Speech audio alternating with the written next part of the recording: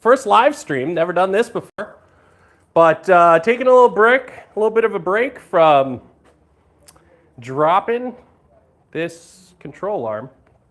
Nobody's on, it's okay. Kind of like I'm just making a feature length for you guys.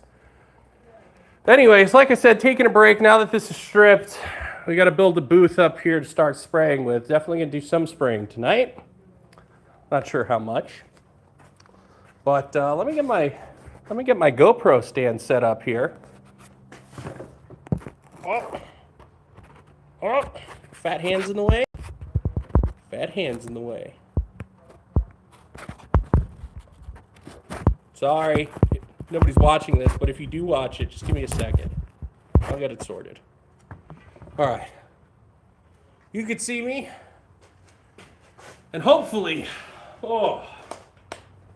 hopefully the phone doesn't fall. But it's Halloween, so I want to tell a little story because I feel like people don't tell enough stories. And, I was thinking about stories of near-death experiences and harrowing experiences, general dangerous situations I put myself in. And always come back to a story that happened when I was a teenager. Man, it must have been 2008, and my family, which we were poor, so we never went on vacation. But that year we happened to have enough money to go. We lived in Northeast Iowa at the time, and we were going to go to a vacation to Estes Park, Colorado, which is just outside of Fort Collins. Beautiful, absolutely stunning place. So we make the drive out there. At the time, we were driving an 88. We used to drive a bunch of 80s cars, but 88 G20 Safari van. It's a Chevy van. It's at a 350 Chevy. It was the butterfly throttle body injection. I think that's what it's called, or butterfly throttle body. And I always had a bit of a leak in the intake, so it idled real high. Never fixed it. But it did have 4-inch exhaust coming out the back, so the thing sounded absolutely awesome. It was geared real low, probably had 410s in it. And anyways, we drive this thing out from Northeast Iowa. We get to Estes Park. We do the park the first day. We go up to 12,500 feet. I still have the sweater. I'm not wearing it, but I still have the sweater from there that said I made it to the top, And we did a couple of trails in the van, a little sketchy, making those hairpin turns, but she made it. And this was before internet in the way that, there was no Airbnb. We weren't on Wikipedia, Expedia or whatever. We weren't on Expedia, to book a hotel room. Sorry, I blanked there. It's 11 o'clock at night. So we look for hotels around the park, and we find a lodge called the Elk Run Lodge. And at the time, of course, like I said, kind of pre-internet in the way where we didn't know anything about anything. We go to the lodge, it's a big parking lot, dust parking lot, gravel parking lot rather, and we walk inside the main entrance. And I remember I was with my whole family, so my mom and sister stayed in the van. My father, brother, and I, we got out to go see what's going on. And behind the counter, the only person we saw at the time was, the only way I could describe her was 20-something-year-old blonde girl. She had silver blonde, beautiful silver blonde hair. I just remember thinking at the time, she's really, really pretty for a place like this. And, at the same time, we're asking, hey, what's the rates? Do you have a cabin available for us up on the side of the mountain? So you had the main lodge, the Elk Run Lodge, were built in the 1800s. I think it was actually the oldest lodge in Estes Park. And, we hop in the golf cart with her, me and my brother. We're talking 1,200 pounds of dude in this little golf cart. We go up the mountain, we take a look at the cabin. Looks like a normal place, has 2 bedrooms. And the whole time she's telling us about this big cookout that's going to happen that night, and a dance, and, a whole party that's going to happen. And that we should stick around and come to the party. So we rent the cabin. And we split up, we're on vacation. So me, my mom, a couple of sisters, we go down into Estes Park to the grocery store to buy dinner. And my father, my brother, and one sister stay and hang out in the main lodge. And my old man used to like to play piano. And he's in the lodge, he's playing piano, probably Kansas City, and just bopping along. And that same girl who was at the front desk came up and said, "Hey, do you mind stop playing? You're going to disturb the other guests that are staying in the hotel." Well, we hadn't seen anybody. Thought it was weird. Remember my dad telling us when we got back, "Hey, this what happened. She told us not to play." We thought it was pretty weird, but whatever. Okay. So we just go about our thing. Light the fire by the cabin. We make a barbecue. We have a great time. We're all laughing. We're all having a great time. It's our first time vacation in a long time. Like I said, we were poor. This was a rare thing for us to do. So as it starts to get dark, we realize that there's nobody there and that there's no party happening. Like, there's nobody here, there's no party. What was this girl talking about? We go to the main lodge, there's nobody there. So we go back to the cabin, we're hanging out, we're telling stories, we're a little weirded out. But so my dad's telling a story about his great-grandfather in Europe sleeping in a hostel. And when he sat down on the bed, his wallet fell on the floor. And from underneath the bed, a hand came out and pulled the wallet in. There's a robber underneath the bed. So he puts his pants on, slowly, and he leaves. It's not worth your life in that situation, right? So we're hanging out. He tells us that stories. My sister at the time was big into ghosts, so she's taking pictures of everything, and she thought she took a picture of the front door, and at the front door you could see a silhouette of a maid, a busty maid at that, holding a tray. So we're having a good time. We're talking ghost stories. And behind the cabin, there was a bunch of stacked wood. And we hear it crash. So immediately we thought it was a bear. Everybody inside the cabin, nobody go out. There could be a black bear, brown bear right outside the cabin. Nobody wants to get hurt. After some time, being a 16-year-old boy with a flashlight and a crescent wrench, I felt like Superman, and I was going to go investigate what happened. So I go to the cabin. It has a porch that shares with the adjacent cabin, so there's two doors on that porch. And I start flashing around, and I happen to look inside the studio, or the cabin that's adjacent to us, I guess an apartment of this cabin.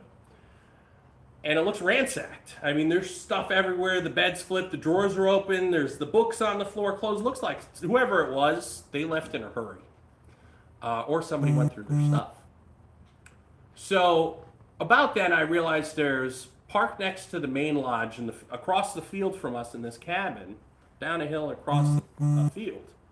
There's a Chevy, one of those little crappy cars, I forget, Cavalier, parked there. So I take the mag light and I shine it across the field, and I see there's a guy sitting in the car.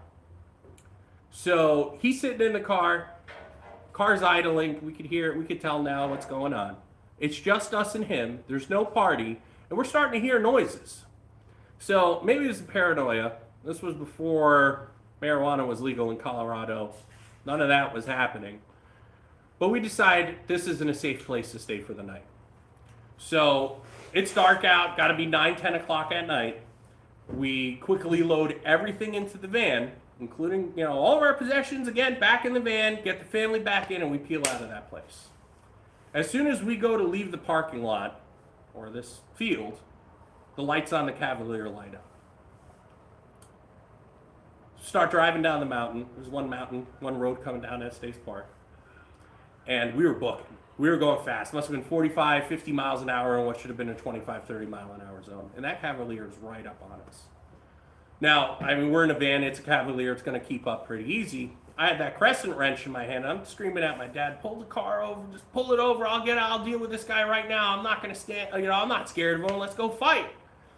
So there was a big pull off, and my dad pulls off over there. Sure enough, the Cavalier pulls up right behind us.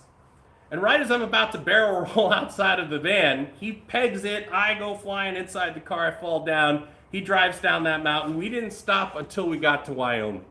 So, and if you're familiar with Colorado at Fort Collins, you got to go all the way through Fort Collins to hit the 25 and then drive at least 70 miles north up into Cheyenne, Wyoming. I remember we stayed at a Days Inn later that night. And man, that was a scary experience. I didn't say this before, but one of the quotes that the lady had said while my dad was in the hotel playing music was, I think my sisters were asking her if it was haunted or if anything ever happened like that at the lodge, because it was the oldest lodge in Colorado.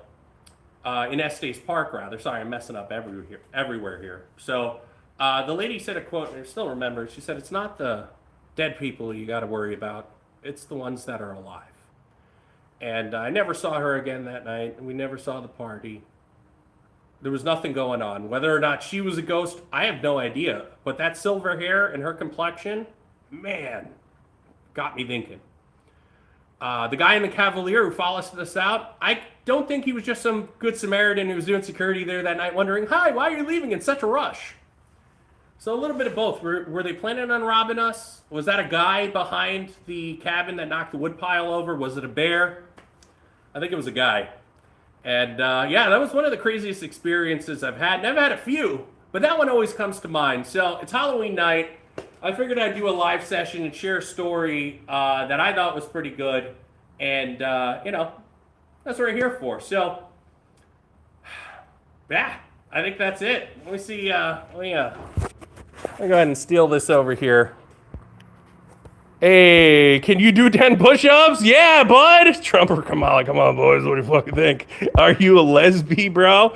Do I look lesbian? Maybe, you know, if I put a wig on. Come on, boys. Spanish or English? No habla. Yeah, I'm part Mexican, but, you know, I mean, that doesn't affect much.